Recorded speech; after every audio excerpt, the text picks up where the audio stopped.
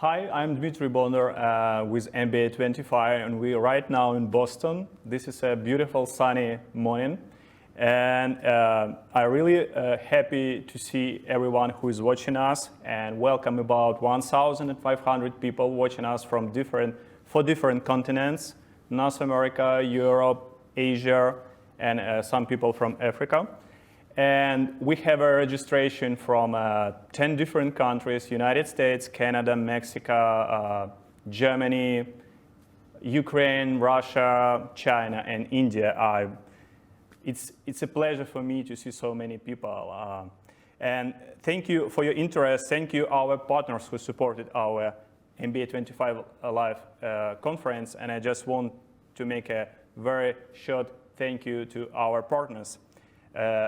We had a lot of them, and one of partners that helped us a lot is a GMAT, and they are the largest social network for MBA applicants.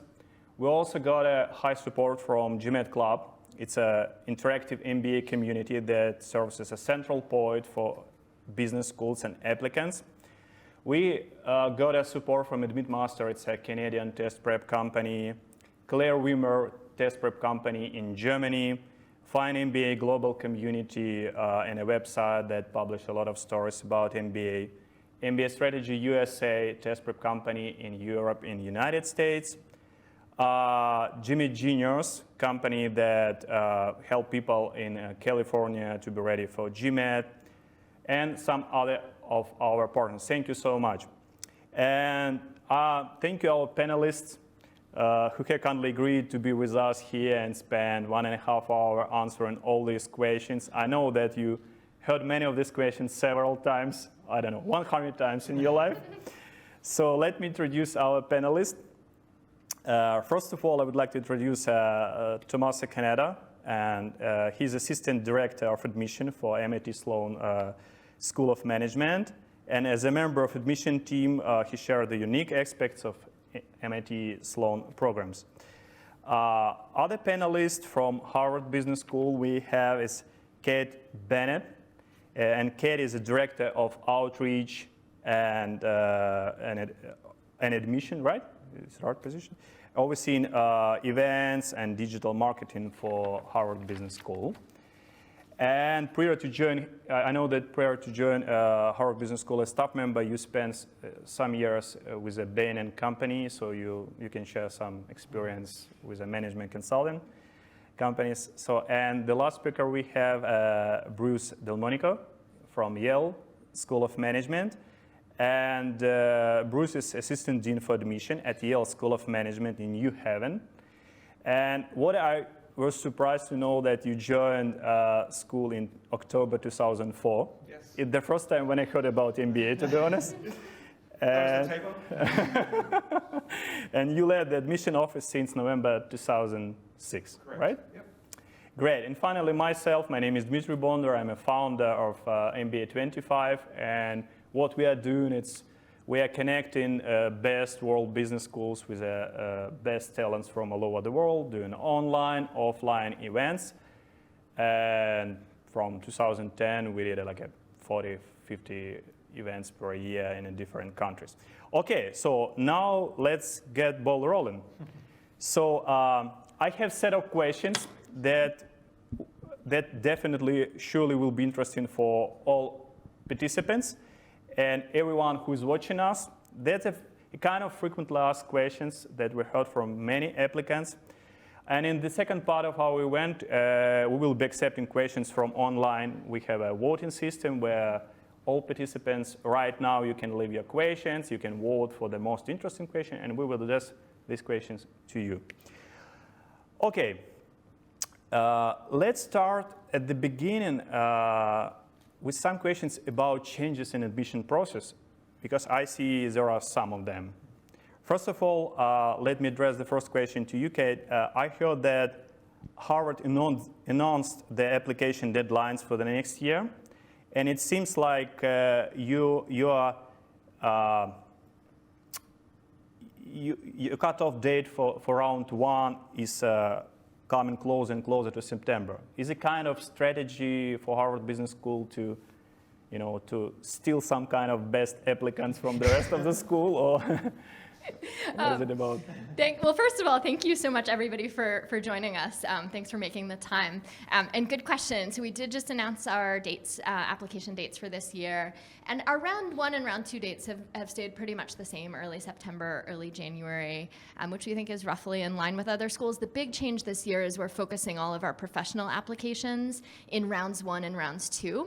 And then our 2+2 deferred undergraduate admission program will be in April. And so we did that because we think it's better for our incoming students. There are more, with rounds 1 and rounds 2, more on-campus housing options, more selection for HBX core dates, as well as plenty of time for international students to get their visas. And that's a trend that we saw that our applicants were making as well. We have been seeing more and more applicants deciding to apply in rounds 1 and rounds 2 and fewer in rounds 3. So we don't intend to ever push round 1 before the beginning of September, but round 3 for us was the big change this year. Do you plan to make something like this, to change your deadlines? So we have not yet announced our deadlines. We're finalizing all of our details for the upcoming application cycle. At this point, we intend to keep our round 3 as we have had the last couple of years. And most likely our round 1 deadline is looking to be in late September this year. And our round 2 will be again the same as last year, around mid-January. Okay, great. Do you have any changes in deadline policy? No, it's same for us. We actually just announced our deadlines recently and are keeping roughly the same timeframes.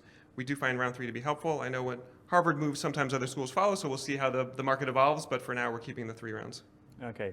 The next question will be addressed to you, and actually I checked essays and what you're asking from your applicants, and it seems like every year many business schools try to come up with a new essay topics, new innovative ways to evaluate every candidate. And for example, I know that Yale School of Management use video as a part of your application process. So my question is, what other innovations in admission process do you expect, can applicant expect? Maybe you will ask them to dance, to think song, some other task. Yeah. The dancing component's a few years down the road, so that will happen at some point. So I went to Brown, so interpretive dance is always a big thing. Yeah. So we are actually experimenting. We tend to pilot, have a few things that we're working on at all times to experiment with different ways to evaluate candidates. As you mentioned, the video question component is something we rolled out a few years ago, which we found to be very helpful. We've been baking some certain aspects into other aspects of the process. The big thing that we're working on now that we've been piloting is a behavioral assessment that we've been testing out on current students. We've been piloting in certain rounds, kind of discrete rounds in the past. We're looking to decide whether we want to do that fully this upcoming year. It's just part of the process of trying to be as sort of data-driven as possible in our evaluation process. We think that could help and also get at qualities we're not otherwise being able to evaluate currently through the existing application process. So that's something that might be in the offing. We're still working on that, and I'm sure there'll be other things in other schools. I'm sure are trying other things as well. So is it a kind of a new way to get as much new information from applicant? Because I know that some applicants using the same essays for many business schools. So is it a kind of answer on this challenge? Somewhat that, and somewhat also just to try to get at qualities. It's more of a non-cognitive assessment, so it's easy. In the current process, obviously we have GMAT scores, we have GPAs, we have work experience, so we get a sense of some of the more quantitative components, but the more qualitative aspects are sometimes trickier to get at, so we're trying to think of ways to do that. This could be one way. We're still obviously thinking about other ways to do that as well, and I know other schools are constantly doing that too. Okay, do you expect any innovations in assessment? Yeah, so I don't expect any major changes to the MIT Sloan application this year. We launched a video statement portion last year, and we really enjoyed viewing those videos. It was really helpful, in the admissions process. How much time do you spend to view all of this? Yeah, so we keep them short. So they're minute-long videos. So we challenge the applicants to keep them short, but we get a tremendous amount of information regarding their presence, how they sort of present themselves. Some interesting fun facts about them certainly come through as well. So we will definitely be keeping that for this coming year. And so I don't expect any major changes at this point to the application. I think we've found a model that we like. We continue to have our cover letter as our essay, so hard to replicate or to use essays from other schools, but it's been really helpful for us to see how students or applicants sort of present their case to us in the cover letter format. At least this year applicants could sleep well and not to expect something new. Right. Okay, great. Let me read some kind of information that I got from GMAC report. I visited this year GMAC Summit in Washington, and they have some kind of information. They report that 23% of candidates reconsider their U.S. applications due to employment, visa, and security affairs. This is official information. And is this a real concern for top business school right now? Do you think that in 2017, 2018, you lost some good candidates just because of H-1B visa issues and some kind of expectation that they could, will not be able to find a job? Is it a big problem for U.S. business school? So I think it's certainly a concern for applicants and candidates. I know as I've traveled around the world on recruiting events, I've certainly heard that question many times. But I think, we're trying to reassure those candidates that it's something that our career development office is aware of, that we're putting a lot of sort of resources into understanding those challenges and being able to provide international students with support, career support, whether they're looking for employment here in the States or considering options outside of the U.S. as well. No, I would agree with that completely. We have seen slight sort of retrenchment in terms of international applications, not dramatic, but sort of on the margins. I think that, in talking to people, I think that has, the H-1B visa issue has a lot to do with it. It's tough because right now it's more smoke than fire. There's concern, but nothing dramatically has changed. And on the outcome side, we're not seeing dramatic changes in terms of where our graduates are going and their ease of finding opportunities. So it's just something we have to keep an eye on. And we'll see how that evolves, obviously. Okay. I agree, and the only thing I'd add, you mentioned a possible safety concern. I think that all of our campuses are incredibly inclusive, safe environments where diversity is truly welcomed. So we hope that international applicants are absolutely still considering our programs. So your advice will be just apply, and then as soon as you will be accepted, to solve this problem. So your school will support applicants or admitted students with these visa issues. Absolutely. Okay, great. Okay, so let's talk a little bit about school selection. I mean, I'm sure you know that you are selecting candidates and they are selecting your school. So sometimes they have several options. So do you agree that choosing MBA program is like a lifetime relationship and you have to find your perfect match, like with your wife or your husband? So in my opinion, it's true, to be honest. You're spending 2 years. So what will be your advice for everyone who's considering your school as a number one option? Bruce, maybe you will answer. We'll start, I guess. I mean, it's a great question. It is very much a matching process. So obviously, we are evaluating candidates who we want to have join our communities, but applicants are also evaluating us and how we rank in their sort of choice sets. And I think it's important because it is a lifetime relationship, right? It is, after you graduate, you still are part of the community, you're part of the network. It continues to influence your professional, even your personal development. So I think what's important, in my mind, is to think about what's important to you. So what are you looking to get out of the experience? And that could be different for every person. I would counsel against thinking too much about what I would consider more superficial aspects of the experience. Everyone looks at rankings, for example, as an indicator, and that can be a nice rough sort. but we're all of our schools are similar in some ways and different in others, and think about the sort of the meaningful ways in which we are similar and different, and how that will affect you and influence your experience both on campus and beyond. And I think we could talk about some of the things that would constitute a decision, what kind of considerations you might want to think about, but I think for everybody that's going to be an individual choice. And it's important just to be very thoughtful and be very deliberate about what that means.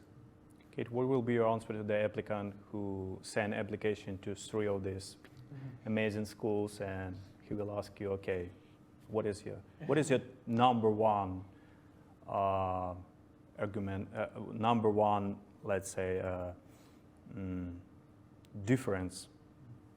Why are different from the rest? I know that you don't like this kind of questions, but great. Well, and I would encourage them to apply to all, because I really do think there's so many great programs. Yeah. I think the case method and the section experience is one thing that is unique about HBS's style of instruction. And to your question about the lifelong relationships, the 93 section mates you spend your whole first year with, going through the general management curriculum, you really do form lifelong relationships where those are the people that I will call if I need advice on a tough situation, because you get to know them so well.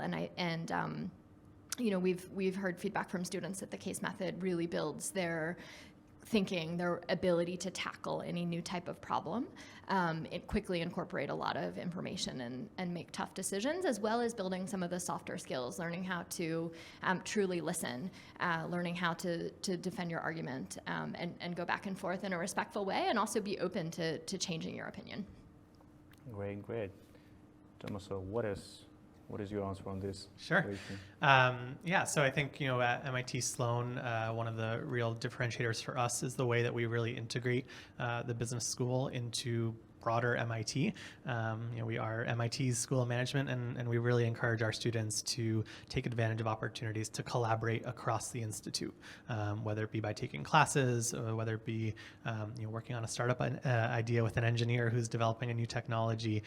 There's some incredible work being done across MIT that Sloan students have a great opportunity to engage with. Great.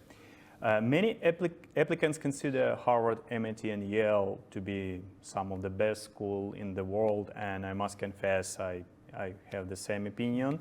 So when they're applying,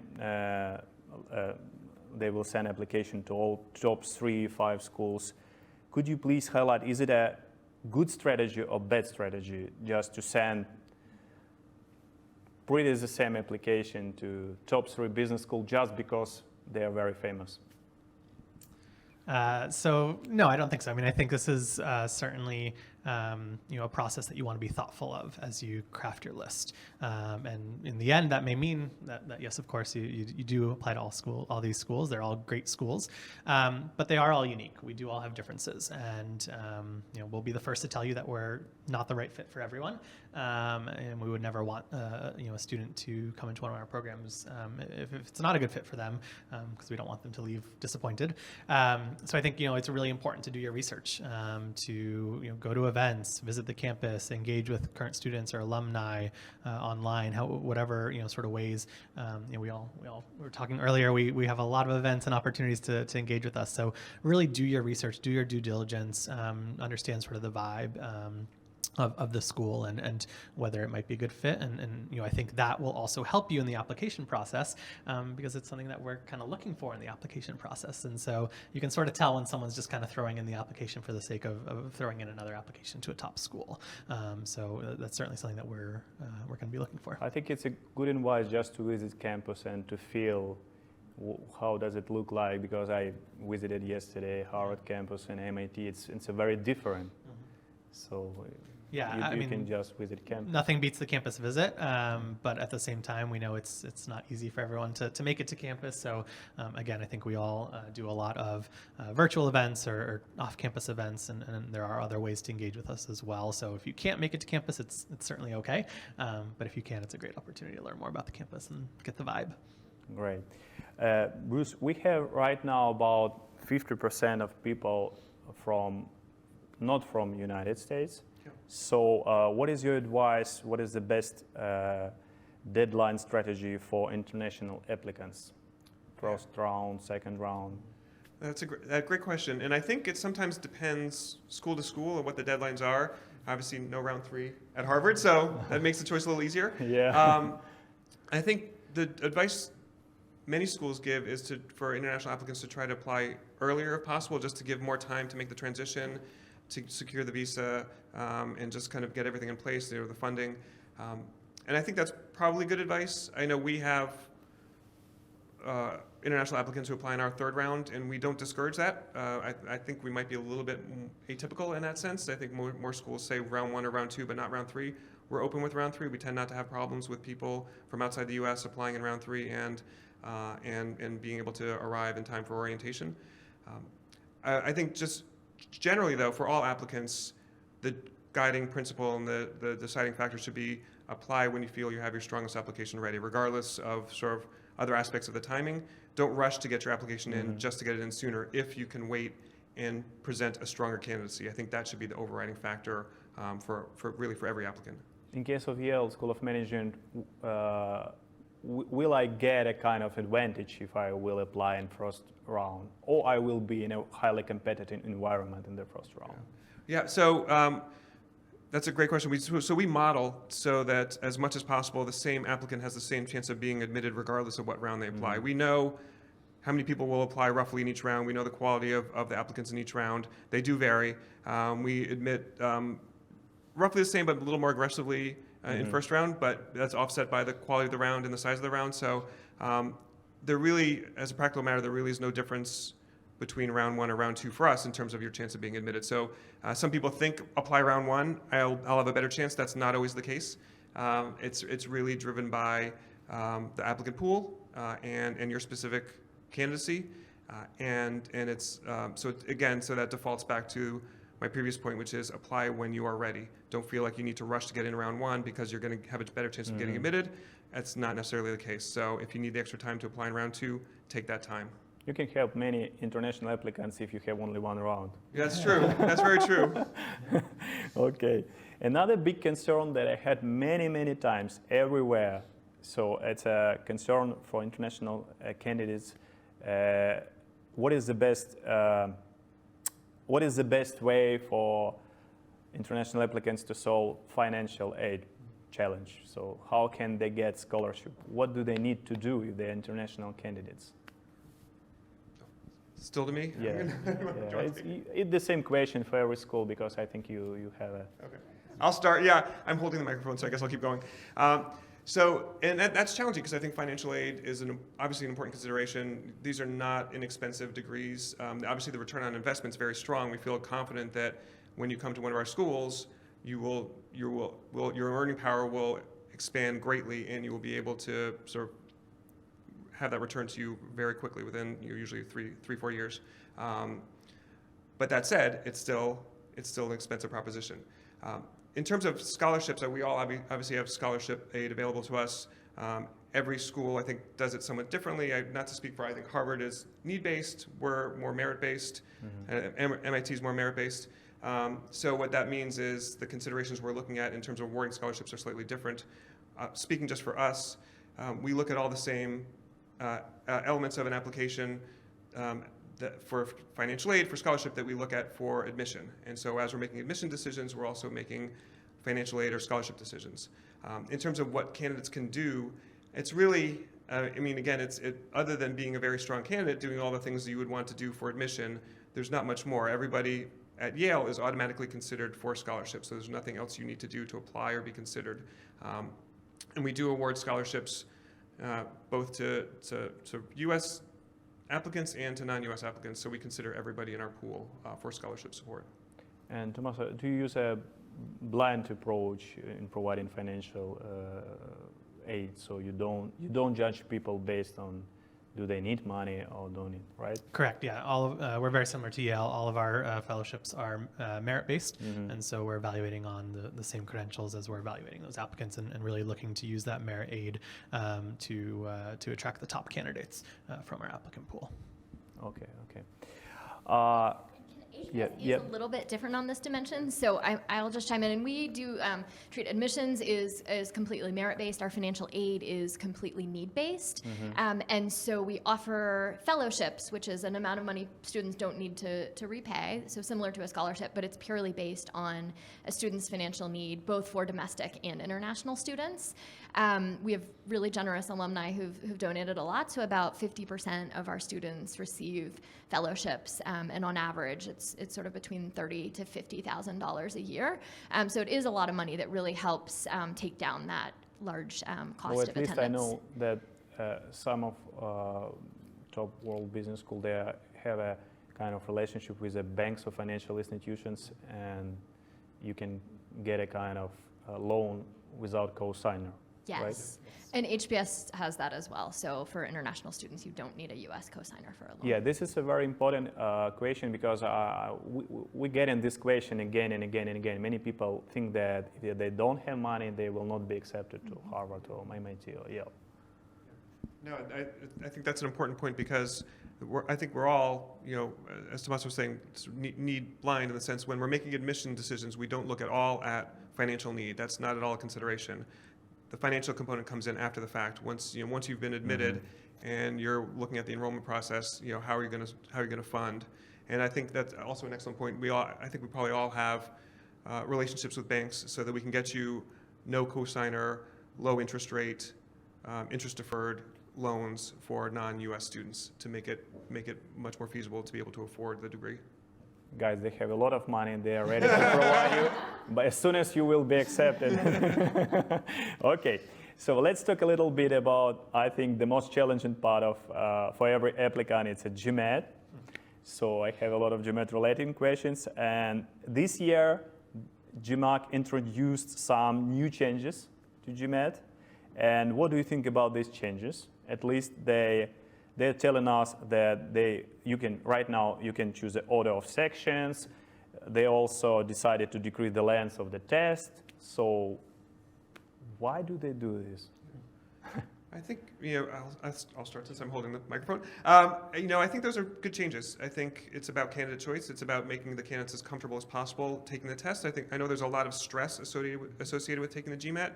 If it's possible to reduce that somewhat by saying you can take the quantitative or the verbal first, depending on which one you prefer, that's great. If you can make the test a half an hour shorter just so people don't get worn down as much and are fresher, that's great. So I think GMAT is trying to be responsive to sort of candidate needs, and I think that's a good thing. So they're doing this under the pressure from business school, or they're doing on their own?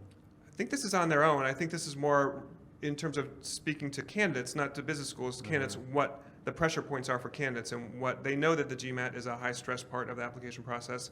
What can they do to reduce that? So I think it's definitely part of their market research and speaking to candidates as opposed to business schools. But certainly we're aware of what's going on, and I think in these instances, it's these are positive changes. Okay, the question will be addressed to you.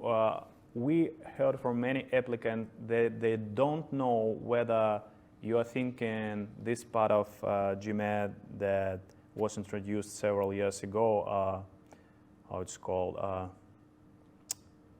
Is it the score choice? Yeah.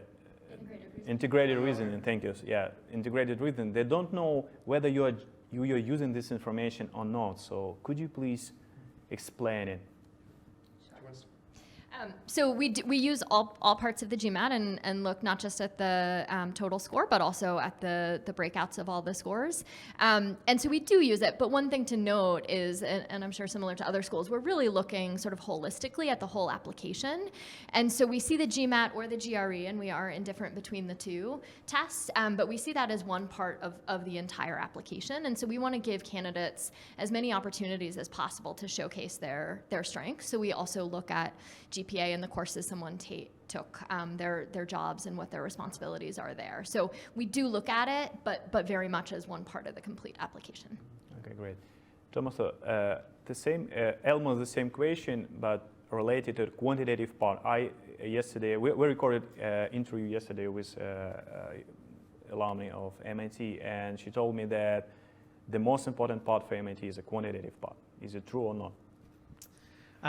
You know why? Because yeah. So yeah. I mean, I understand sort of where we get that reputation, and of course, quantitative ability is important for Sloan, but I wouldn't say that it's necessarily the most important part. I would echo what Kate was saying regarding it's a very holistic process. Yes, we want to be sure that you can you have the academic ability to succeed in the classroom, and whether that's through the GMAT, the GRE, your GPA. We're going to look at a lot of different places to sort of assess that. And so yes, a proven quantitative ability is certainly important, but it really is a very holistic process that takes into account a lot of different factors. So it's a kind of bias. No, I mean, I think again, it's certainly something that is important, but again, we're really looking bigger picture. At everything from your work success to your personal fit for the program. And the reality is, and this is probably true for all of us, we have lots of qualified candidates. The academic piece is almost the easiest part of the application process to evaluate. It's really then kind of taking that subset of academically qualified candidates and really identifying those that are sort of the personal fit, the ones that really sort of shine through in other ways that can be the challenge for us.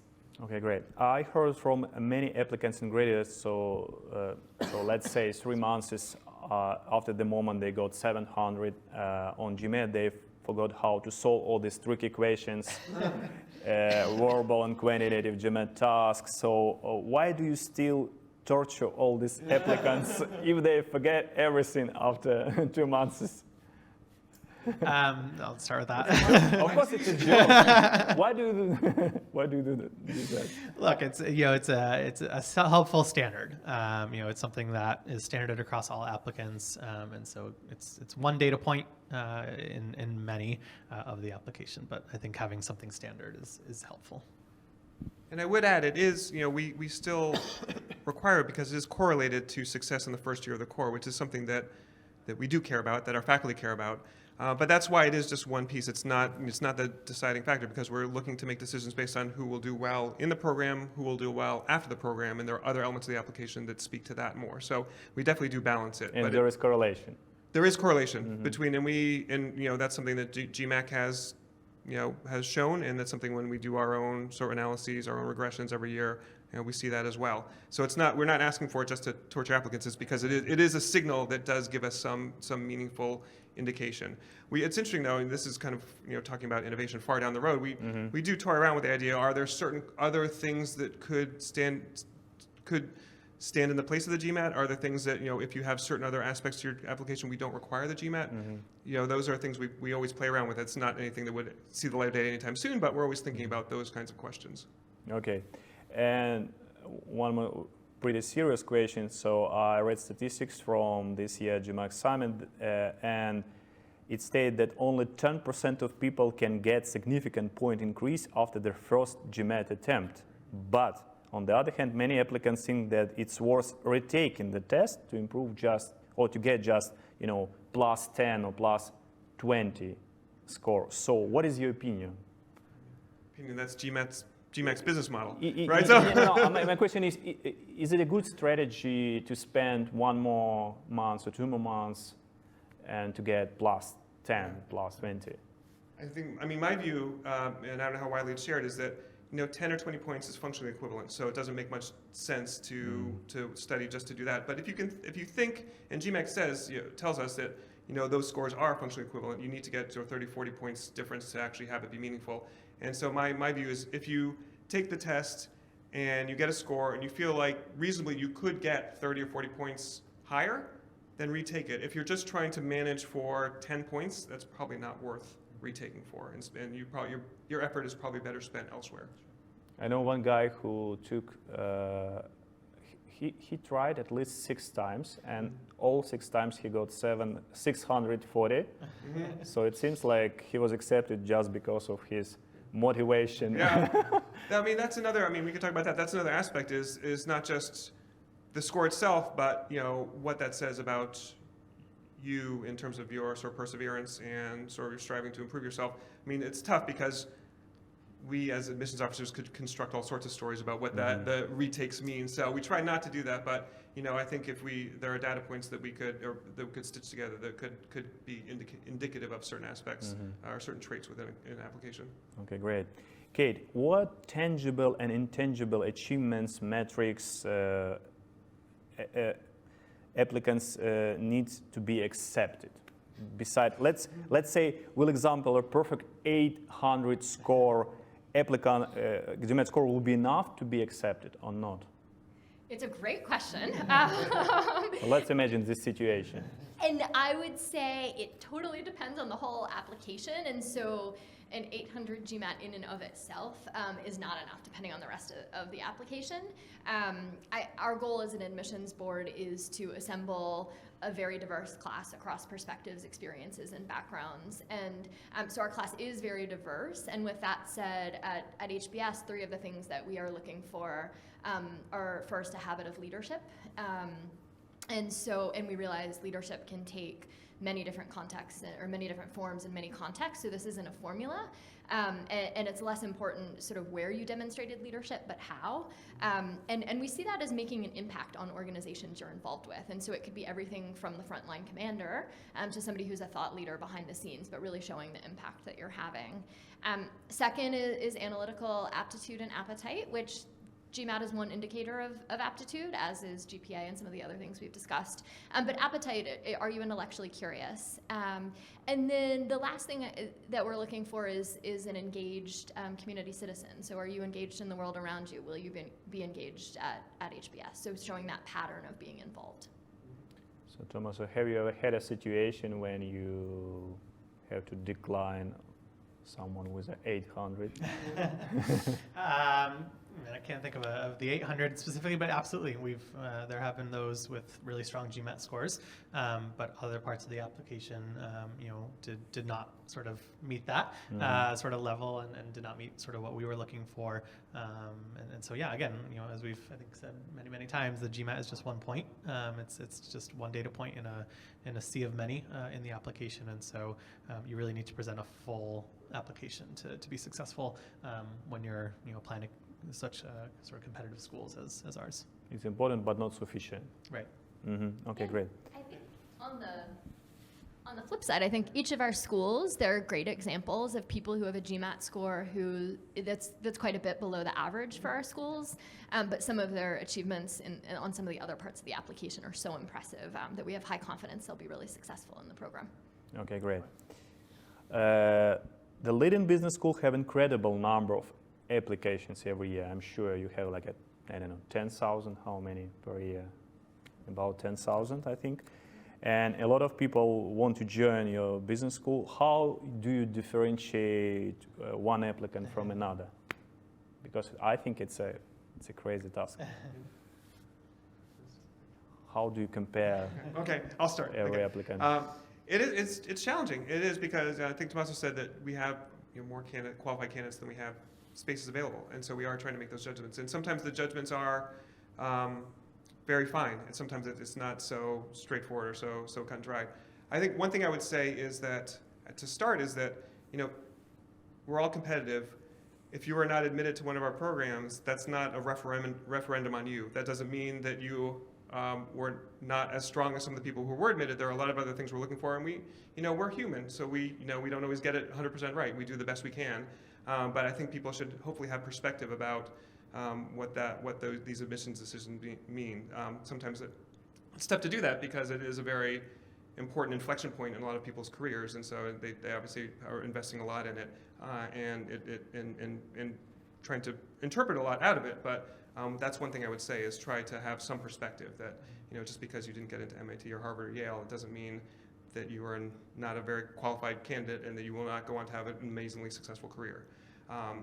That said, as we're making decisions, I think we all look at some of the similar things in terms of the obvious grades and scores and work experience. I think we probably all look at some beyond that, some slightly different things. I mean, Kate did a wonderful job just now of explaining some of the things that Harvard looks for. At Yale, we're a very mission-oriented school. We have a mission to educate leaders for business and society, which is a multi-sector mission. We care very much about the kind of impact our our Social graduates. impact, extracurricular. Exactly. So we care about what kind of impact our graduates have, not just in the private sector, but the public and nonprofit sectors. And a lot of our candidates have careers that, or students that have careers that span the sectors. So we're looking at that kind of broad-mindedness. We're very integrated to our university as well, so we care about someone who's kind of reaching out and kind of thinking very laterally and stretching themselves. We care about citizenship behavior too. So some things I think that touch some common themes, but we probably combine them all in slightly different ways in terms Does of it how we're mean looking that forward. if I'm applying to Yale and I don't have any extracurricular or social activity, I just didn't have time to do that? I was a management consultant, Yeah. let's imagine. So Horrible. I know they have a crazy hours, so they didn't have enough time for it. Does it mean that I will not be accepted, or it will be a big disadvantage if I'm applying to Yale? I think that might be a bit of a misconception because we do have that broad mission, and we do care very much about the mission of educating leaders for business and society. But that said, the composition of our class is not dramatically different. I think some people think 90% of our students are going into the public sector, or the nonprofit sector or the public sector. It's probably closer to 5 to 10% after they graduate. We still, consulting and finance are the two largest, most represented industries for post MBA our graduates. So I think it's not something that every person has to have in their candidacy. It's not something you should try to sort of create for your candidacy. It's something that can be informative, but I think we care more about you presenting your true self to us, and whatever that looks like. And we have plenty of people who are management consultants. We have plenty of people who are investment bankers. The profile is maybe slightly different than some other schools, but not dramatically different. Every school is slightly different in certain ways. MAT, I would hazard a guess probably a few more engineers, for example, but on the margins, more so than a wholesale difference. So I know some people who, let's say, 1 year before application, they are trying to do something social, some kind of helping people. Sure. They never did it before, but they suddenly realize they need it for application. What is your opinion? Is it a good strategy? Yeah, you certainly can see that in the application process. We're going to see through that, I think. We certainly want those students who are engaged, but who are doing it purposefully and sort of intentionally. I think whether it's through reviewing the application or in the interview, that's something we're going to maybe bring up, and the way you're going to be able to speak about it, if it's something you just started, it's not going to be as I think convincing and authentic, and that's what we're looking for. I think as Bruce said, there's a lot of different ways that you can demonstrate that engagement and that sort of impact. So really doing it in an authentic way is what is going to be the most impactful for the admissions committees. Let's talk a little bit about data approach in applicant selection. So do you use any kind of big data, engines or artificial intelligence engine to check, or at least to get some kind of additional information about applicants, or you just having the application on the table and that's all? Yeah, it's still a very human process for us. I think we certainly look at data, as we evaluate bigger trends in our applicant pool and look at sort of their success once they come to Sloan. But in terms of the actual review process, it's still very much a human process. So you don't use any Facebook engine who is checking what kind of post they're doing? No. Did they mention your competitors or not? We are not. Okay, do you have any kind of sophisticated system? Same. It was a great answer. It is. We realize applicants have put their heart and soul into these applications and spent a ton of time on them, and it's how it all comes together. And so for us, it's a very human process as well. And every application is read in its entirety by at least 2 people. So still a very human process. Okay, great. Kate, what are you looking for in MBA essays? Because you are changing these essays almost every year from time to time. But anyway, what are you looking for in these essays? Yes, it's a great question. And we do intentionally leave our essay topic pretty broad to enable candidates to tell us what else they think we need to know as we evaluate their application. And so we want you to be able to tell us what you want to make sure that we see when we're reading. And so I think the best essays, Tommaso mentioned the word authentic earlier, and I think that is really something we're looking for in essays. We're looking to hear the applicant's voice. It's really the one point in the application where we get to hear from them directly. Detailed experiences, so things that bring the applicant to life that, not everyone in their company could have written the same essay is really helpful. And I think it's a missed opportunity if someone just sort of writes their resume in paragraph form in the essay. So experiences that bring the applicant to life. And my last tip or piece of advice is don't have too many people read it and give you feedback. So having one or two people who you know well give you feedback is helpful. But if you have 8 people reading your essay, it's going to stop sounding like you. And fall a little bit more flat than if your voice is coming to life. Do you have several people who are reading the same essays and you give a mark, for example, like 5, 4, 3? It's a good, so we do, so each if it's not a big secret, I don't know. No, we do have multiple people reading each application, but we're evaluating the application holistically. So again, just like the GMAT, we don't sort of single out the essay separately.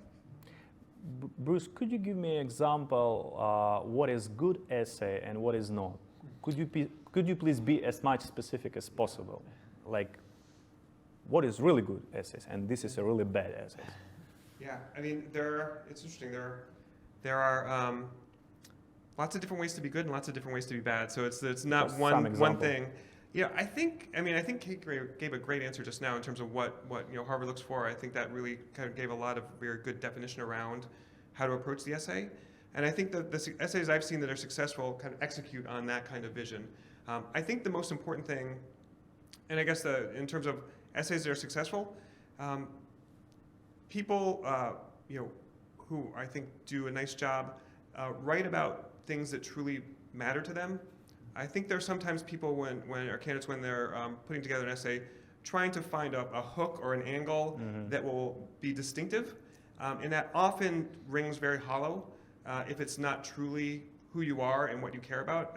And I find it's the case for me, and I think it's the case for most people. You write much better, not like that, much better and much more convincingly if you're writing about something that you really care about. And that's why I think that should be the guiding factor, and not think about what is the admissions committee looking for? What are they is this something that's gonna resonate with them? Don't try to get into our heads because it's very difficult and it's a little bit scary. Almost impossible. Yeah, exactly. So I would try. When I talk to candidates about essays, I think there's a lot of stress around essays because it is the last thing you have control over. You think it's going to kind of make or break your application. I would say, first of all, that's not the case. It can help on the margins, but it's not going to be the thing that gets you in or doesn't get you in. And we probably, I can't speak to other schools. We don't put so much weight on it, which I guess is a corollary of that first point, that it's something you should really obsess over or stress over. Don't polish it so finely, to Kate's point, that it doesn't sound like you anymore. Do a good job, take it seriously, but know when to just kind of stop and move on and do other things. So is a good strategy to hire someone who will proofread your essay as the person who did it for many, many years? So is it a good strategy to hire some kind of proofreader? Look, it's helpful to have it looked over, whether that's a friend, whether it's someone you hire, personal choice. But I think Kate's point is really the most important one, which is you don't want to have it edited so much that it then begins to lose your voice. So yes, absolutely. I think you do want someone to proofread it. You've spent a lot of time looking at it, and after so many times looking at the same thing, you start to miss things, certainly. But I think a friend can do it probably just as well. Have you ever read essays when applicants just forgot to put different name of the Yes. school. So it happens, right? It It's does not a happen. joke because I heard Right. It happens. I mean, we understand the stresses of the process. That's probably not going to be the deciding factor. the in our applicants, decision, at least please but change. it certainly doesn't help. School names. Yeah. Okay. How can you understand that someone is, trying to sell himself or herself too much? You are reading essay and you understand, he's just trying to be a little bit selling. Yeah, I mean, I don't know. It's kind of one of those things you just know it when you see it. I know it's not the best answer, but yeah, I think we've all done this for quite a bit, and we're kind of trained on what's what we're looking for. That's why I think we all have multiple people look at the applications, get different perspectives on it. But I think it's something again. We're looking for that authenticity to come through, that passion to come through, to show that you really sort of care about what you're talking about. As I think Bruce is saying. Let me rephrase a little bit my question. So, how do you understand that this person is at least lying or exaggerating? Yeah. Well, So, I think one thing applicants need to know and realize, and they should know, is that we're not just going by what you're saying about yourself. It's not just your resume and your essays. We have recommendations. We have third parties who are weighing in on your candidacy as well. And what we're trying to do is piece it all together and get as three-dimensional sense of your candidacy as possible based on all these different pieces of information. So, and that's another reason why you want to play it very straight in the application, because if you start to exaggerate, if you start to shade things, your recommenders and others will bring you back to reality. And we want to make sure if there's too much of a disconnect between what you're saying about yourself and what other people are saying about you, that's certainly a flag for us about not necessarily even your truthfulness, but just even your self-awareness, which is an important aspect of your candidacy as well. or at least if you have some doubts, you can invite this person for interview, and Right. you will see a mismatch. Exactly. And we do, when we interview, in addition to having independent readers, with the interviewer is also independent, so to try to make sure that each evaluation stands on its own, and then we kind of look at them all together to get a sense of how they relate to each other, and if there are similar concerns across the readers and the interviewer. Do you use a kind of approach, good cop, bad cop? For the interviews? Yeah. Well, we only have one person interview, so it would be a little bit schizophrenic. Okay. Okay, great.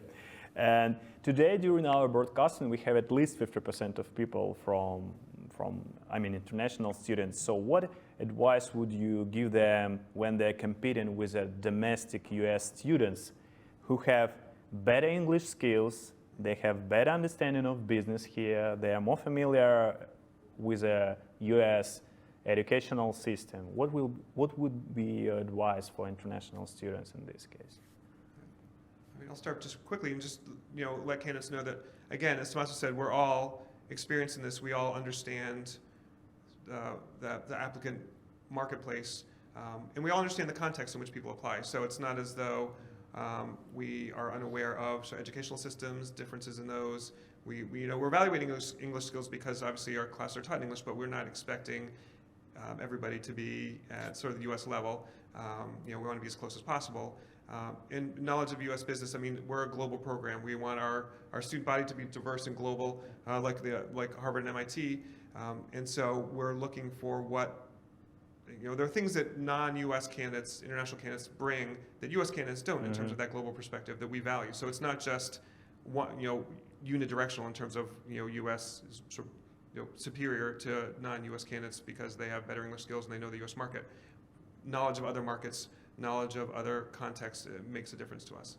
Okay, do you think international applicants have some kind of disadvantage or advantage?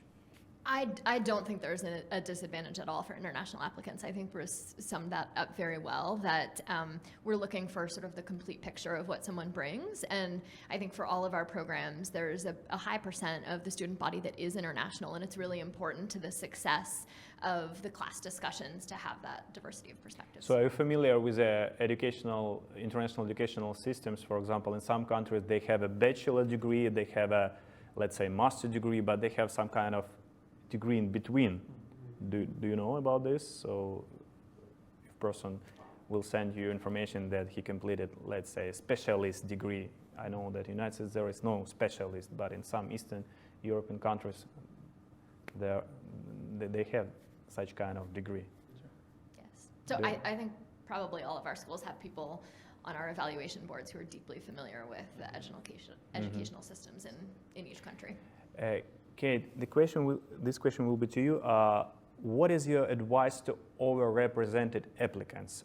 I mean, management consultants, I mean, investment bankers, sometimes, let's say, engineers from India, China, somewhere else. What is your advice? Yeah, that's a really good question. And I think, we see, while there are lots of people certainly applying from consulting firms, for example, we really see it as an individual and an individual's application. And so that's what you should be highlighting to share with us. So while there may be plenty of people from Bain or McKinsey applying, each individual's experience, the clients you've worked with, the industries you've worked in, the types of cases you've worked on are very different. And so in your essay and in the other parts of the application, really highlight the unique experience you bring. So an essay about a time where you specifically were needing to move a group of clients toward change and how you accomplish that is much better than an essay talking about I've worked on 18 cases in 6 different industries. And so if a McKinsey consultant writes an essay that anyone in their business analyst class at McKinsey could have written, that will fall flat. Whereas if a McKinsey business analyst writes an essay that is very unique to their experience, that often is very powerful. So your advice will be to find something unique, even if they are in an overrepresented group. Or at least bringing your individual experience to life through examples. And I think one other place that can happen also is in recommendations. And so sometimes we get questions from people, whether to go with the more senior person who knows they have a good reputation, or whether to go with their more direct manager who can talk in great depth about their experience working with the person and who likely would be even more glowing in the letter. And we would always recommend going with the person who knows you best and can talk with the most detail about your experience. So I think that's another way to differentiate. Okay, any additions? You mentioned, by the way, recommendations, and how many recommendations do you need? 3, right? 2. We asked for 2. And in your opinion, who could be the best person to get recommendation? It's a great question. We ideally would like to see at least one recommendation from a supervisor. So either someone's current boss, or if it's sensitive to applying to a business program at a job, then a prior supervisor. So at least one professional supervisor recommendation. And then we see a lot of variety. A lot of people, for the second recommendation, a lot of people have 2 people from the workplace. Some people choose someone from a community organization they're involved with, from college activity. So we see a lot of diversity, but someone who can speak to the person in a professional At context. least one from direct supervisor, someone from, let's say, from other project. Exactly, at least one direct supervisor. You have the same story? Exactly the same. I wouldn't change a word. Same. Do you also have, do you require 2, right? Yes. Correct. Because some schools require 3. Some require 3, and it does make sense to check with the specific schools. We require 2. We want one direct supervisor, someone else who's been in a supervisory role. Some schools will ask for peer recommendation, for example. So know what each school is asking from you. It's similar to the essays. You want to customize it. It's not a one-size-fits-all situation. And please don't ask your mom and father to write recommendation for you. Yeah, we've also, I know MIT, Yale, I believe HBS, are you on the common letter? Yeah. No, okay, sorry. So some schools have moved on to this common letter recommendation, so it's the same form that you can use. So if you're applying to both Yale and MIT, you ask your recommender to fill out one form, and they can send it to both of us, so it makes it a little bit easier for you. Okay, great. How do you prepare students for new professions that maybe don't exist yet, but surely will come in the future? I actually checked some kind of new professions, like, let's say, biotech plus robotics manager, or augmented reality architects, or alternative currency banker, or drone dispatchers? Do you like this kind of profession? How do you prepare? I love that question because all of those things are being worked on at MIT. So I think that's one of the things that, I mentioned earlier about being a differentiator is how much we sort of engage with the rest of MIT. And so I think that's a place that really helps, where that really helps because you're able to work with the folks who are actually developing that augmented reality technology and work with the folks who are doing the research and on all of that. But a lot of it, I think probably for all schools I'll let you speak as well, but it's the faculty and working with faculty who are really engaged in research and what's happening in their fields. But I think it's something we're certainly all looking at and thinking about. And more so than maybe the hard skills around, okay, what do you actually need to know about augmented reality? It's more about sort of some of those more general management and softer skills that can be applied regardless of what the future is. So are you inviting some speakers from the industry, or are you just revising your program every year? Both. I think again, I'm speaking for MIT here, absolutely are looking at the program every year. So, good example, a couple years ago, data science wasn't, a big thing. And now all of a sudden it's one of the fastest growing functions. So we launched our Masters of Business Analytics program. And then with that, we launched a Business Analytics certificate that is open to our MBA candidates. So that's something that's happened, very quickly just in the last couple of years in response to the market. And it seems like in every business school you can just take some classes from, let's say, engineer school or from somewhere else. Yeah, so it's definitely the case at MIT. You can take up to 3 non-Sloan classes for many of our graduate departments, as well as our friends over at Harvard as well. How do you prepare for this new? Yeah, I would echo a lot of what Tomas said. I think it's a matter of the faculty themselves being responsive to where the market's going in terms of sort of classes, in terms of sort of speakers, and even clubs. But it's beyond that. I think it's not just about business, and that's, I think, speaks to our integrated curriculum, which is very broad, and we try to get our students to think about connections across industries, across disciplines, and that's how our curriculum is rather uniquely structured. But I think it also does, again, leverage the rest of the university. So when you come to the Yale School of Management, you're very much coming to Yale. In our 2-year program, once you finish the core, and the second year is all electives, actually start to take electives in the first year, you can take them anywhere at Yale without limit. So you could theoretically take all your electives outside the School of Management. And I think that is where the sort of the power of leveraging the university comes in, because a lot of these new emerging areas don't sit just within business. They kind of sit at the intersection of business and some other discipline. And so if you're able to tap into those other disciplines, at engineering or computer science or medicine or the environment, wherever it is, that will prepare you much more effectively than if you're just taking sort of a narrow set of business classes. And so that's why at Yale, we open the entire university up to you, and there's no restrictions on what you can do. Okay, do you have classes where I can learn more about Bitcoin or any other currencies? Yes. So there certainly have been lots of cases that are taught, that are written and taught on blockchain and cryptocurrencies. Student clubs, I think, have been mentioned, but there's a blockchain and cryptocurrency club. So both our students and our faculty are really sort of embracing of new technologies and excited to dive in and teach and learn.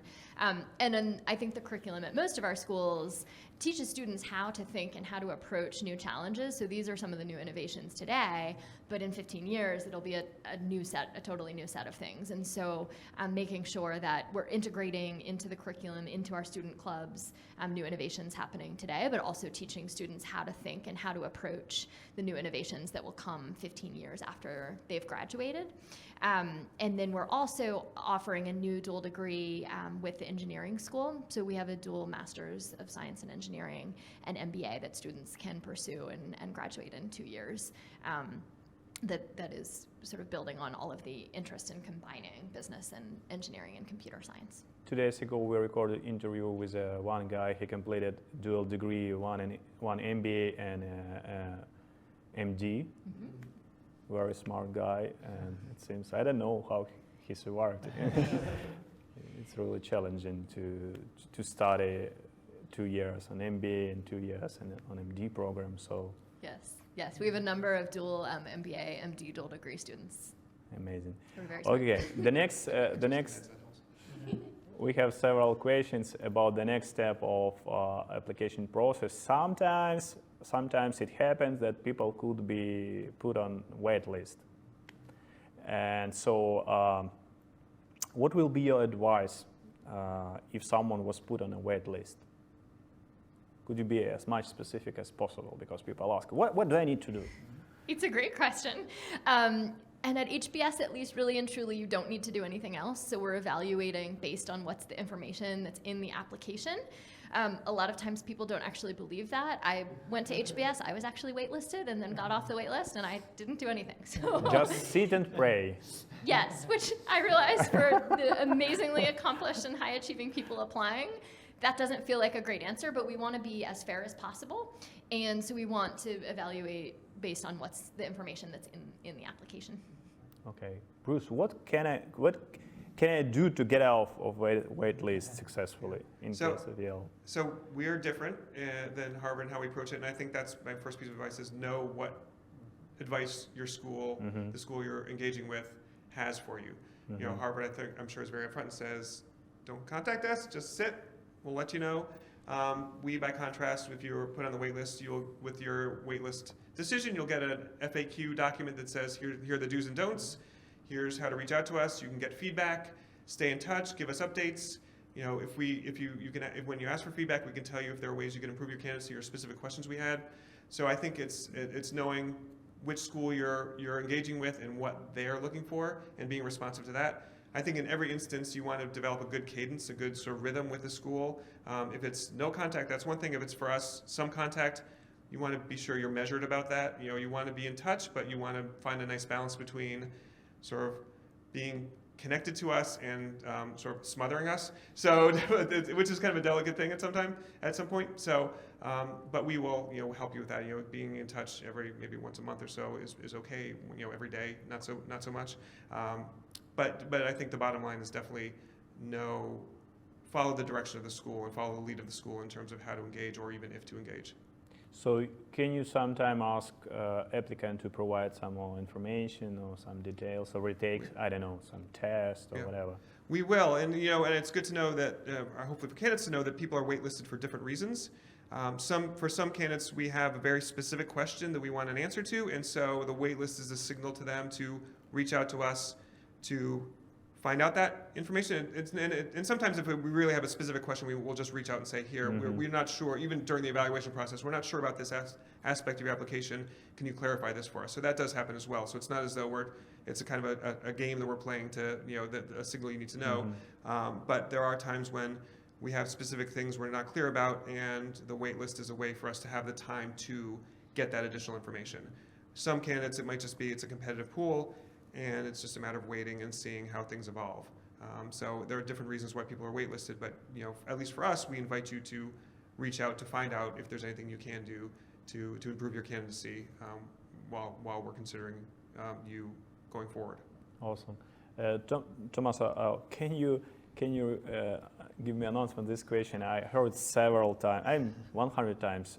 Does the campus visit will help someone to be admitted, or at least to get off the wait list, just to find you on the third floor of your building and knock at the door and say, hi, I'm here, I'm on the wait list? Yeah, so no, that's not necessarily going to help. I think, so we're a little bit in between sort of the HBS and the Yale. So we do want any updates on anything that's changed academically or professionally. But one update is sort of sufficient, and we don't provide feedback to our waitlisted candidates.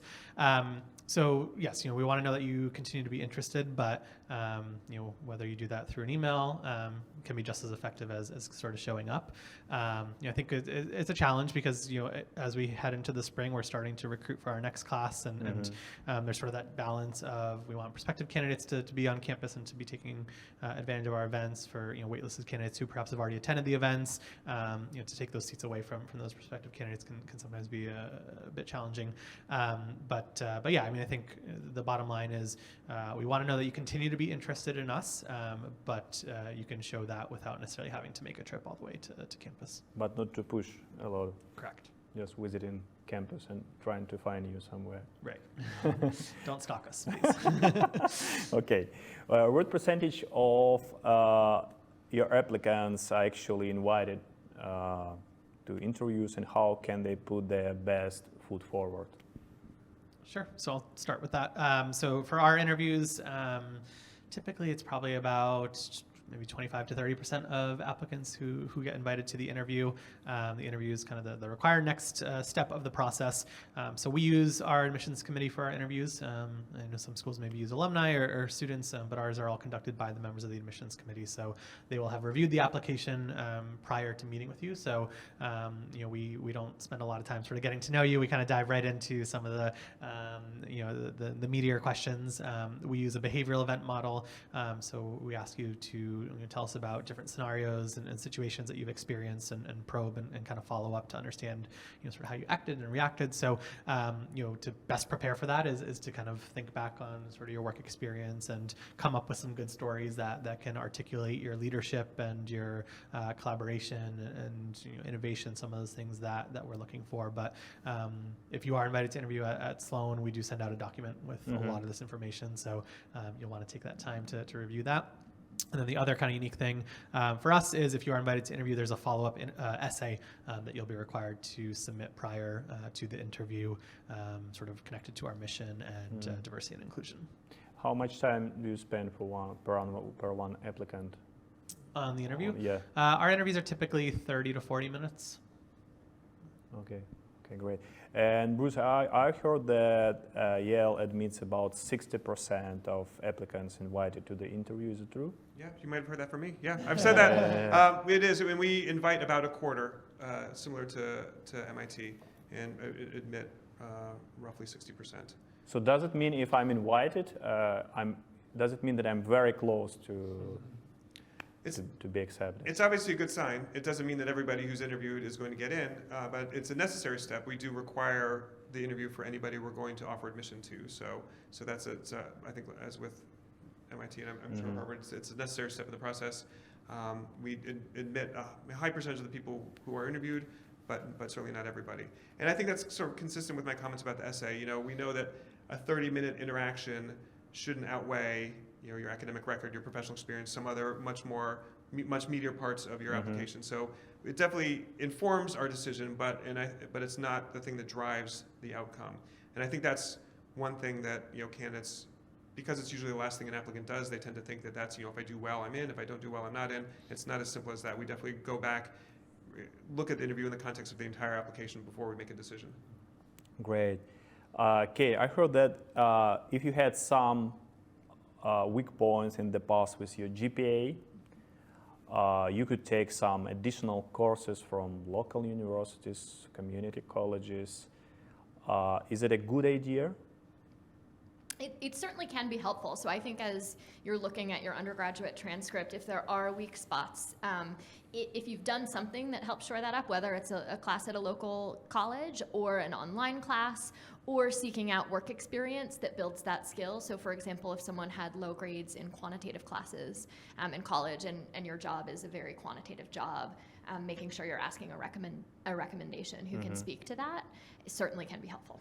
By the way, there are a lot of different online platforms like Coursera, EDU, HBX, and some others. So is it a good idea to take some courses from these platforms, or you are requiring some kind of offline courses? I think either can be good. I think one of the things, it sends a positive signal that you're taking initiative to bolster that part of your application and that part of your skill set. So online courses works well. Oh, great. Okay, our time is up for my questions, so I would like to take some questions from our online. So let me found some question that we got from our guests, and I will be reading some questions. So the first question: what are some ways candidates can stand out aside from high GMAT score and work experience? Please provide specific examples. I'm just reading questions.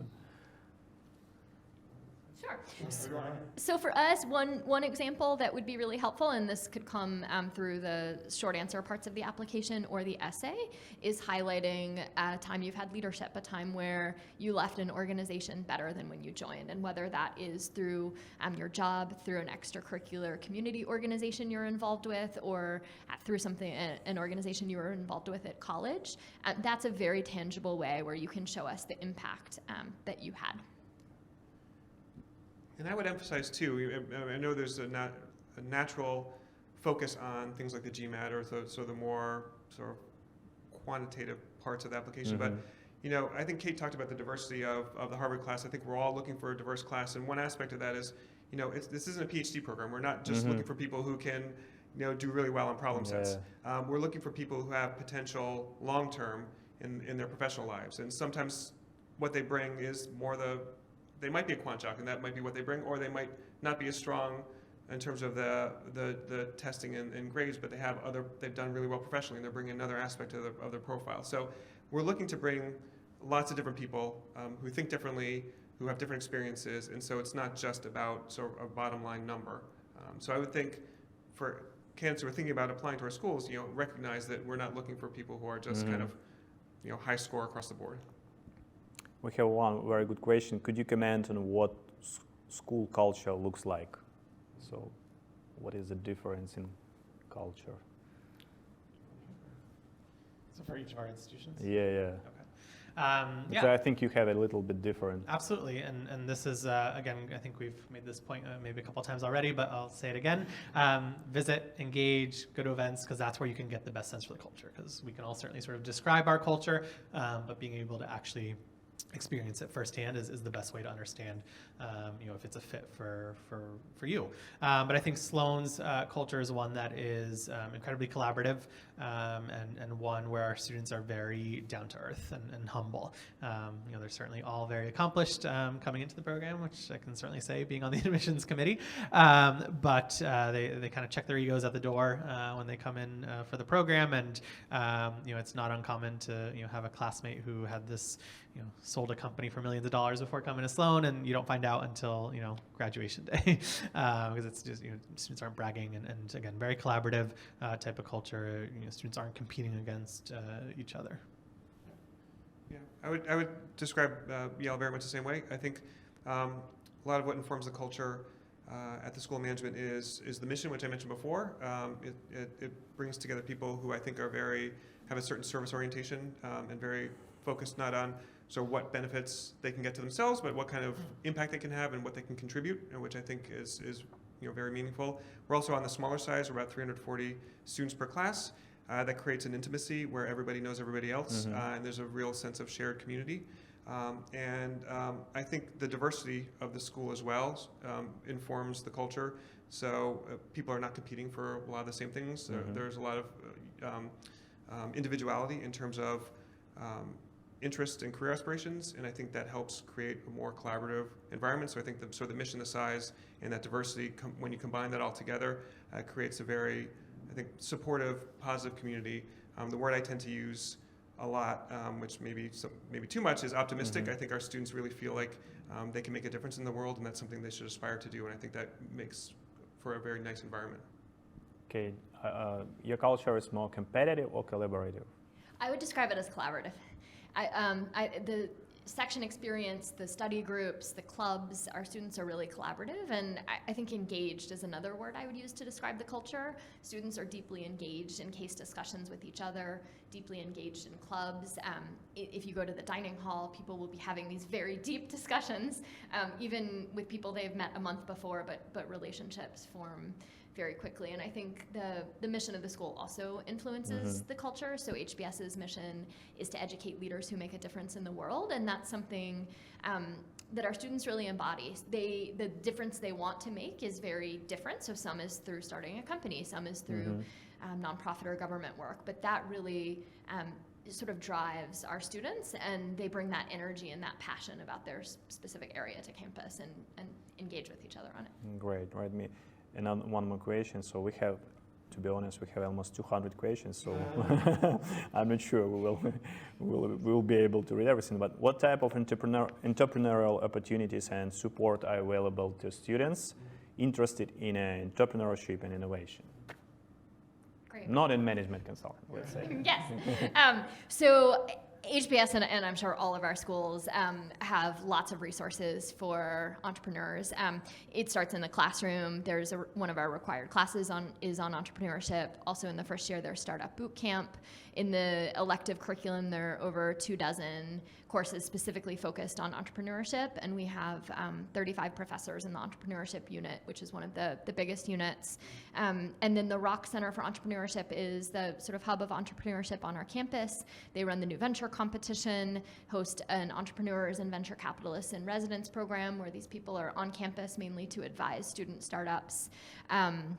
There's summer fellows programs as well as loan forgiveness programs to enable students to pursue opportunities in entrepreneurship, even if it's lower paid than other opportunities, and to sort of help bridge that gap. And then we also have the Innovation Lab, which is this amazing hub of sort of cross-school activity, cross-Harvard activity that brings people interested in entrepreneurship from the engineering school, the med school, the business school, the college, all the different schools together to really work on ideas. So a lot of people find their co-founders at HBS. There are a number of students who start businesses during their time as a student and continue to do that full time. Awesome. It seems like you have a lot of different initiatives for startuppers and entrepreneurs. The next question is, how accessible are professors? It's a very interesting question. So can I just, take a cup of coffee and speak with my professor if he is Nobel Prize laureate? I think that, I think that's one of the nice things, certainly about Yale, and I imagine probably all our schools. People, professors, faculty come to Yale, they stay at Yale because, not just because of the research and the teaching opportunities, but the opportunities to connect with students. And it is very much the case that faculty are involved in social events. We have classes 4 days a week, Monday through Thursday, no class on Friday. So every Thursday night, we have what's called Closing Bell, which is a school-sponsored happy hour. Mm-hmm. And it's not just students, but faculty, staff will be there as well. Faculty participate in social events. You can grab coffee with them. They offer their mentors. So if you're thinking about weighing two different, for example, job offers, you can take, if you've gotten to know a faculty member, you go grab a cup of coffee or a meal, talk it through. I remember a story of very vividly. Recently, one of our students was campaigning to be student government president, and very late at night, so was at school, kind of by herself, working on her speech. And one of the faculty members who was there late, just doing some research, was walking by and said, what are you up to? And she explained what she was doing, and she thought he was just going to keep walking and go to his car and take off. He sat down and sat with her for half hour to an hour, kind of going through the speech and kind of helping her think about how to present her candidacy. And she won, which was great, and hopefully that helped a little bit. But I think that's the kind of thing where faculty really do care about not just the students in the classroom, but the lives of the students outside the classroom as well. I think that makes for a very nice experience. Great. Thomas, so this question will be addressed to you. What type of international experience are available to students? So, yeah, it's a great question, and something that we know, MBA applicants are really excited about. When you are in a 2-year program, is the opportunities to travel and to get that sort of global exposure. So we offer a lot of different opportunities at Sloan, everything from studying an entire semester abroad at one of our partner schools in London or Barcelona. What I think is really cool, though, are some of our study tours, and these are trips that are actually organized in collaboration between current students and faculty. And so you have a series of sort of on-campus sessions, and then you actually travel and spend 2 weeks on site in a different country, different part of the world. So this past spring, we had trips to South Africa and Mauritius, looking at branding, and there was a trip to New Zealand, and then a trip to Colombia as well. And then we also have one of the signature pieces of the curriculum at Sloan is action learning. And we offer these action learning labs where you can work on projects with partner companies and organizations, the majority of which are local, but there are a couple of labs, the Global Entrepreneurship Lab, the China Lab, the India Lab, and the Israel Lab, where you actually get to travel and spend a couple of weeks on site with the partner company that you've been working with to implement some of the work that you've been doing. Great. Okay, this question is addressed to you. Harvard Business School has left its 2018-2019 application essay question the same. Why do you believe no word limit, no topic approach is the best way?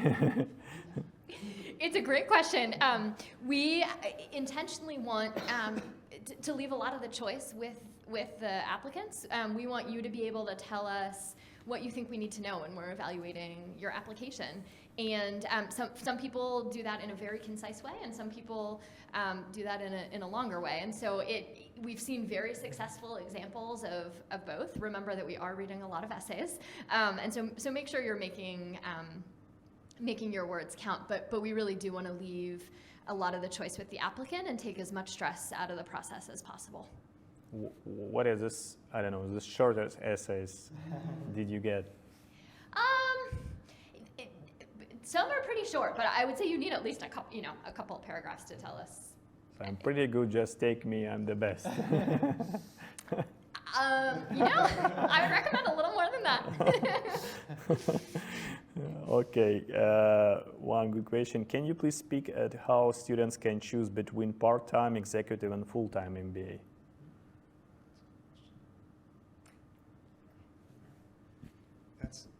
I probably shouldn't be the one to answer this because I only represent the full-time program. We have an executive MBA as well. Don't have a part-time. I mean, for the full-time and the executive, I think, and even the part-time, I think it really depends on where you are in your career, what kind of delivery format you're looking for.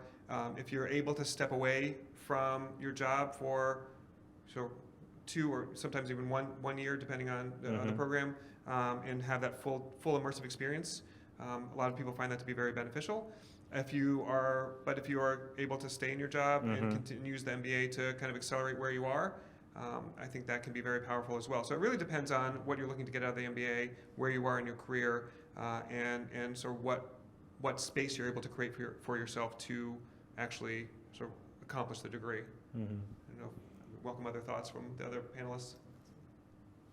Do you have something to add? I agree. Good summary. All right. One more question. What are the likelihood of candidate with a low GPA, let's say 2.5, securing admission to your university? Is there any hope for such candidates? Is there any hope for such candidates with a 2.5? So we're talking about a 4-point US scale, I'm assuming. Yeah. I'll be honest, it's challenging. I think you need to demonstrate a lot in other capacities. It's very much, I would say, a sliding scale in the sense that anything that's sort of lower on one end, you need to compensate for in other ways, and so it's not insurmountable. But I would say it's obviously less common than someone with a 3.5. So that's just the reality, because we do look at how you performed academically previously as another way to get a sense of how you're going to perform in our program. But it depends on, again, the specifics of the candidate. Did you just graduate? Was this 10 years ago? The more work experience you have between your undergraduate experience and your application, the less undergraduate matters. So there are a lot of factors that will play into our evaluation of that situation. Or you're a CEO of the company and maybe you just forgot what did you study at your school. Well, we have 2 more good questions. Do you have any preferences as to the size of the company in which an applicant works? And one more question relates to this. How can you make the best use of, no, this one. And the same question was about the age. So do you have any preferences about the size of the company and the age? One person asked you if he's 35 plus. Sure. So in terms of the size of the company, no preference at all. I think we are not evaluating you on sort of the size of the company. We're evaluating on what you've done. So certainly we'll take that size into consideration. We know that sort of the opportunities may be different if you're in a small startup with a handful of people, or in a large multinational corporation. So it's just context, and we ask for that information on the application so that we can best evaluate that. In terms of age, we're not looking at your age. We're looking at sort of your years of experience, and I think certainly as you have more years of experience, you may want to think about some more executive level programs. There's different delivery formats, but really sort of, if you're more advanced in your career and you want to be in an environment with your peers, then maybe you might want to look at those executive programs, and different schools are different in terms of how many years of experience they might look for. For our Sloan Fellows, which is our full-time 1-year executive MBA, we're looking for a minimum of 10 years of work experience. But in the MBA, it's in the full-time, the 2-year MBA, it's a wide range. The majority of our students are falling between 3 to 7 years of work experience. The average is right around 5. But in our incoming class, the range goes from 0 to 11. So, it depends, which I know is kind of the catch-all answer here, but it really depends on sort of all those other factors in the context. I think, it's worth sort of engaging with the individual schools you might be thinking about, and sort of asking them about sort of what they're looking for in their programs, if you have a little bit more experience. We have one question that many people voted for this question. So recent events, Starbucks, racial trainings, and so on, point needed to, so let me ask the question differently. How do you train students to lead ethically? So this question relates to all these events that happened in the past. Yeah, that is a great question, and I'll let everyone kind of answer, because I think it's important. But I think that's one of the goals of the MBA is to develop, for us, everyone's mentioned their mission. Our mission is to develop principled and innovative leaders, and that principled piece is very important. So we do it in a number of ways. It's built into the core curriculum. We also do something a little bit unique at Sloan called the Sloan Innovation Period, which is a 1-week break in the semester, each semester, where you sort of take a step back from your classes, and there's different workshops and sort of short courses, seminars, and during the core semester, your first semester, there's specific modules on leadership and ethics that we focus on during the Sloan Innovation Period. I think, and again, it's a very important question. I think it's very, obviously, always relevant, but it seems particularly so now. Similar to Sloan, we bake those considerations into the core, so across the core. We don't have a specific class on ethics, because I think that signals, let's talk about ethics here, but we don't have to worry about that everywhere else, right? It's something that's part of every course. Just forget about this class after the class. Exactly. Now you've done the ethics, now let's get back to business. So I think that's part of it. And I think even beyond the classroom, at Yale, there's very much a focus on creating an open and honest dialogue across the school, among the students, but also with the faculty and the administration, everybody. So we have a good number of town halls that are set either by the dean or by the students, either in response to specific events, like Ferguson or other things that happened. There was recently an event on campus at Yale that prompted a discussion. So we definitely want to make sure that those conversations happen in response to specific incidents, but also just generally. There's always a sort of series of open dialogues that we have to talk about these issues, because it is important to make sure that we have an environment that does foster open exchange of ideas and different opinions. And I think it's important that it's not just reaffirming one set of viewpoints, but also making sure that other viewpoints are heard and acknowledged and represented. So I think that's an important part of the experience too. At least it's important because some companies can suffer a lot from these issues on the corporate level. And Kate, by the way, this question is specifically for you. What type of management consulting recruitment takes place on campus? Where do students typically end up? In terms of students who are interested in going into management consulting after school. Yeah, so all of the major firms recruit very heavily on campus. I think actually at all 3 of our campuses, there are lots of opportunities to join all of the major consulting firms. And those are some of the recruiters who have a very easy process. They come to you, to campus, they bring events to you, interviews to you, and so it's very easy to go through that process, I think, at any of our schools. I think we have time for 2 more questions, so I found one specific question for you, Tommaso. For MIT video essays, can I make 2 30 seconds video and combine them to one 60 seconds video? I'm getting creative here. So The prompt for our video is very simple. We're asking you to introduce yourself to your future classmates. The idea is that it should be just one take, you speaking to the camera, nothing fancy in terms of the editing. So I wouldn't necessarily recommend taking two and making them into one. But certainly using that 60 seconds to share a little bit more about the personal side of things, I think is really the goal for the video statement. Okay.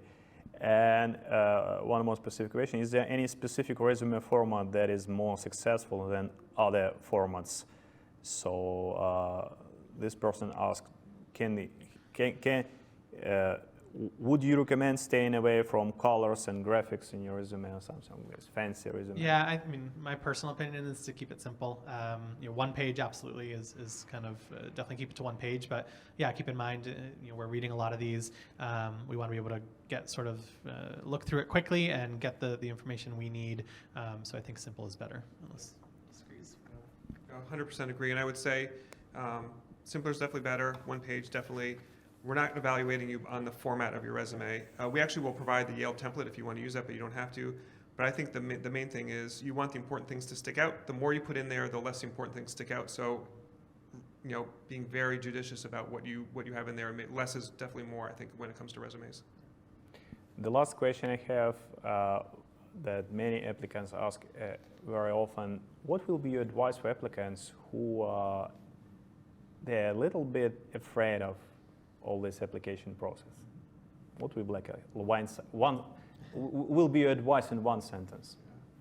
My advice is just there are humans on this side of the process too. It's not a machine. It's not a black box. We're the ones making the decisions. There is no artificial intelligence. No, not yet. I mean, sometimes I've been accused of having artificial intelligence, but it's definitely humans who are doing this. So I think just keep that in mind and know that it's a human process, which we've all said already.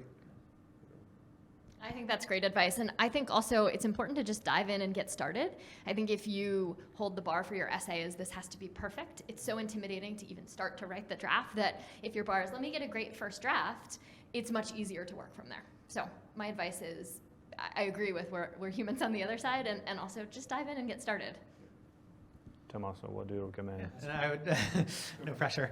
I would just add, take a step back and do some self-reflection, as you head into this process, and you may be going to this process, you may have friends who are also applying, significant others, coworkers, whatever. Don't get too caught up in sort of what everyone else is doing. This is a very personal decision. As we've talked about many times, every school is different and right for different people in different ways. So really take that time to sort of reflect on what's important to you and what you want out of this process, and really let that guide you through it.